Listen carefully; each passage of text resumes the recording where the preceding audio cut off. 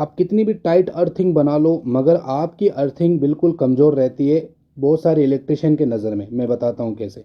तो आप देख सकते हैं ये कॉपर प्लेट है। कॉपर प्लेट हम 7 फीट का खड्डा करके इसको इसके अंदर डालते हैं, एक वायर को अटैचमेंट दे करके।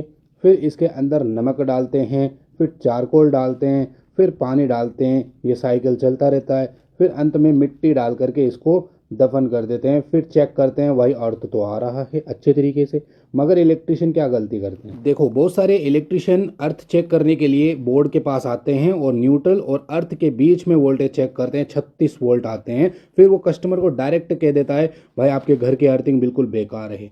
अब मैं आपको सही तरीका बताता हूँ। देखो यहाँ पर आप इस वाले टेस्टर से टेस्ट करोगे तो 220 तो फेज में आएगा, लेकिन देखो हमारे शरीर से जो अर्थ निकल रहा है हल्का होता है ना, जो हमने प्लेट अर्थिंग बनाई उससे तो काफ़ी हल्का होता है।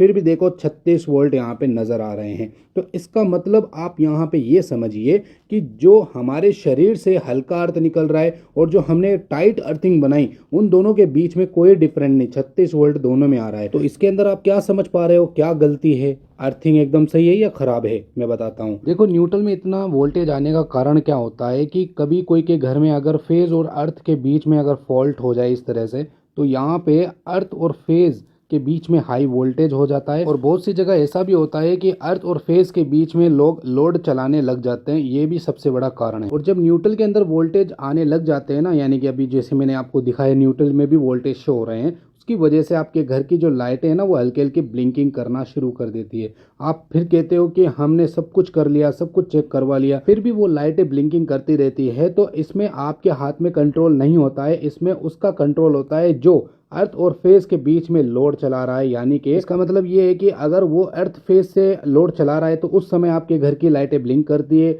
और वो अर्थ और फेज से लाइट चलाना बंद कर दे तो आपके घर की लाइट ब्लिंक करना बंद कर दे। तो कभी कभी आपने देखा होगा कि हमारी लाइटें कभी ब्लिंक करती है कभी नहीं करती है, तो ये भी एक सबसे बड़ा कारण है। तो मेरे प्यारे इलेक्ट्रिशियन भाइयों, कंफर्म हो गए ना, आप क्लियर हो गए, ये मैं आपको बताना चाहता हूँ। और दूसरी बात, अगर आप इतनी मेहनत करते हो, अर्थिंग बनाते हो और उसी अर्थिंग को आप न्यूट्रल और अर्थ के बीच में चेक करते हो, तो वोल्टेज अगर कम डाउन आ जाए तो आप क्या करोगे? आप ये सोचोगे कि हमारी इतनी मेहनत से बनाई अर्थिंग यार इतनी फेल कैसे हो सकती है? तो ये कारण होते हैं भाई। इसको एक चेक करने का प्रॉपर एक मीटर आता है और वह मीटर है यह वाला, इसको बाय कीजिए और इससे आप अर्थ वगैरह टेस्ट कर सकते हैं।